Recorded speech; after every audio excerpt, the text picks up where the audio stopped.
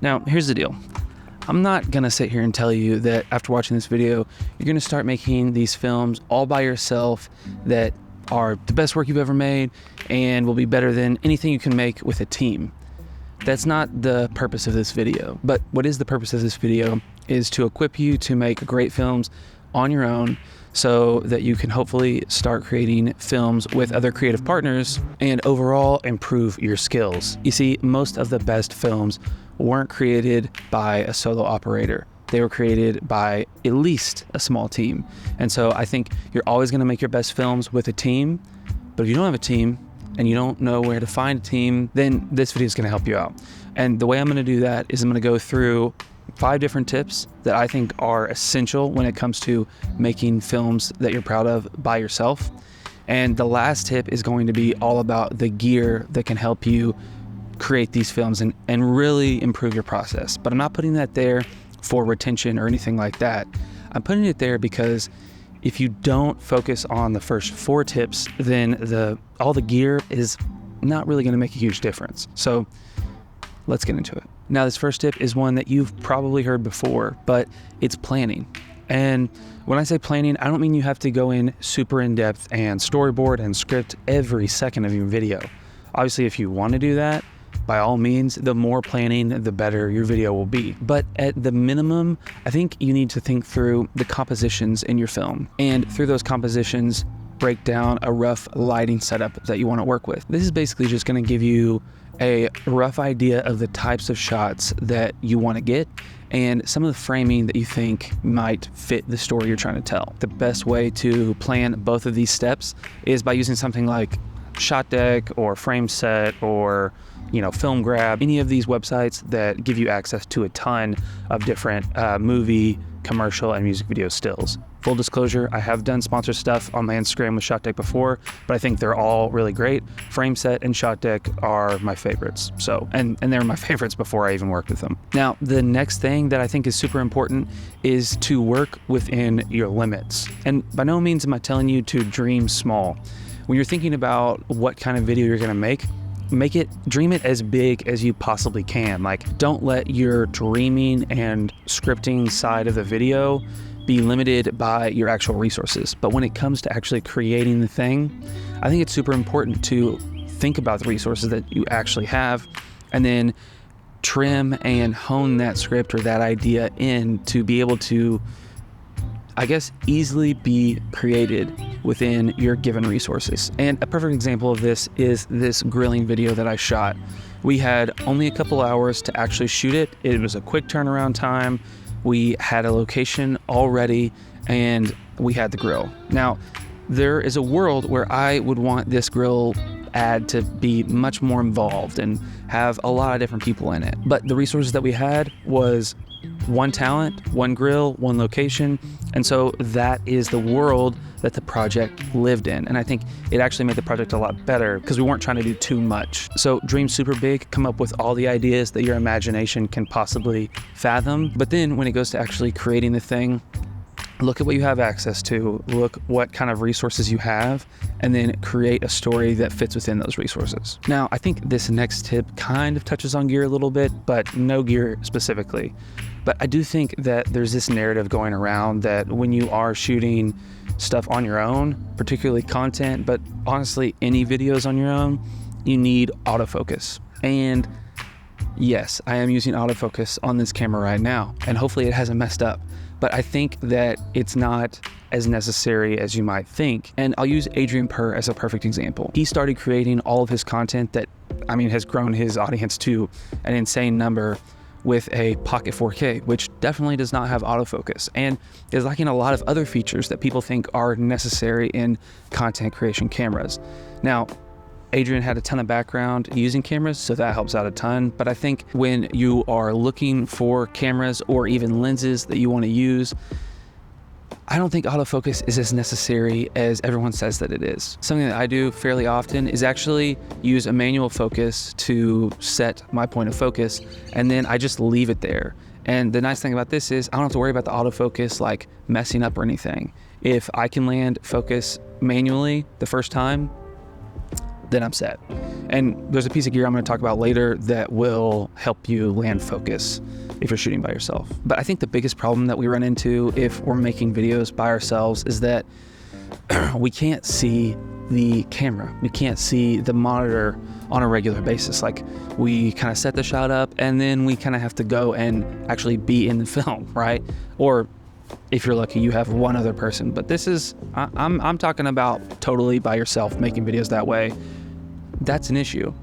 And you don't want to be looking at the camera to make sure your framing's right and all that. So I think something that you should think about doing is, when it comes to your compositions, when it comes to the way you set up shots, think about making a really nice, pleasing photo first. Like, if you can look at it and you can say, man, that's actually a really nice shot without a subject in it, then it's probably good enough for you to put a subject in the middle and actually get your shot. I think if you look at a ton of films and movies, you'll see this trend very clearly. So many frames are like a beautiful frame on its own, and then you add someone into it and it just makes it that much better. And if you're thinking about your shots this way, you'll have less of a need to actually be able to see the frame itself. You'll just be able to set it up and then know kind of your marks, where you need to land. And I think you'll start finding that your images come out pretty beautiful this way. I'll say this, every single time that I have framed my shots in this way, I've looked for a beautiful scene and then put my subject in the middle of it. Those have been the best shots that I've gotten. So take that however you will. But you've waited long enough, so let's talk about the gear that I use and that I think is super beneficial to making films that you're proud of by yourself. So first things first is this ACCSOON CineView. Now, these things are super beneficial and they allow you to monitor what's going on in your camera on your phone. And that's one of the main reasons that I like them, because when I was setting up this shot, I actually had my phone out and I was looking at the framing. Now, these things are incredible. DJI also makes one. I purchased the ACCSOON one. I didn't know about the DJI one, but I think I still would have purchased the ACCSOON because it's powered by an NPF battery, which means when that battery dies, you can switch it out, whereas the DJI is an internal battery. So once it dies, it's done for the day. That's a super helpful thing. The app that they have allows you all these different kind of monitoring tools. And so it's like you're getting an external monitor for like 150 bucks. And that is not cheap by any means, but if you think about the quality of the monitoring that your phone can give you, plus having it wirelessly, I don't know another system that can do it for that price. And the second thing is actually what I'm filming on right now. This is a Gator mic stand, but I've added this tiny little adapter and a ball head, and now I have a really nice looking monopod, but it's super easy to move around, and I'm gonna be shooting all my videos on this from now on, because I can't tell you how many times I've been moving a tripod around and the legs are clunky and I just can't get it in the right spot. Like, this will be linked in the description, as will all the other pieces of gear, and it's a game changer. It literally came in like yesterday and it's changed my life already. So I gotta move quick because the sun is about to blast me. But this is Steve the stand-in. It's a mannequin head with a baby pin glued to it and a grip head attached. And I put Steve on lighting stands and he's Steve the stand-in. So honestly, super beneficial tool. Everything to do this is super cheap, and it's gonna allow you to have a stand-in. I painted him as close to middle gray as possible to get a good exposure.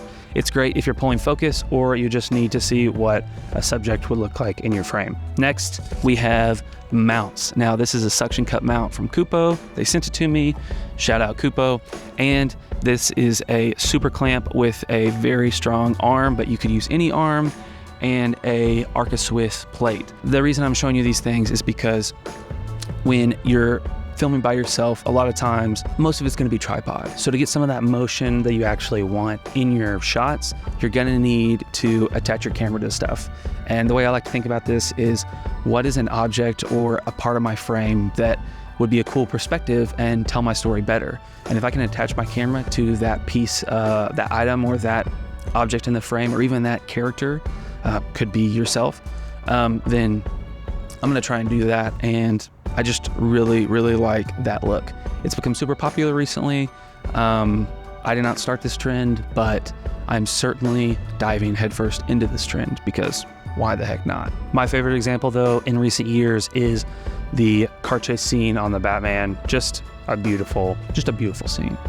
Okay, last thing is this rolling light stand. Now it unfolds and becomes a very nice combo stand, but the reason that I like this rolling light stand, and really any rolling stand in general, is because when you're on set by yourself, you're having to move everything around, and with this stand, I oftentimes will put my key light on that stand. So when I need to adjust my key light or whatever light I find myself needing to adjust the most, I'll put it on the rolling stand, and it just makes everything way easier. That way you're not having to pick up a heavy stand and roll it around and all that. It's great. And if you want to go even further, you can throw a tripod on rollers. You can put your boom arm for your mic on rollers. Be careful, obviously, use sandbags, but rolling light stands are going to drastically improve the efficiency on every single shoot that you could possibly be on. So if I missed anything, or you have some helpful tips that you want to share, hit them in the comments. Or if you have any questions, if there's anything that I can answer for you, let me know in the comments, because I'm actively making videos answering questions from subscribers. So ask a question in the comments and I'll see if I can get to answering it. Actually, I will most definitely get to answering it one way or another. All the affiliate links are in the description for any of the gear that I mentioned. And if you're interested in the ACCSOON, there's a video here about it. And if you're interested in my favorite key lighting technique, this is a video as well. But until next time, let's get out there and make better films.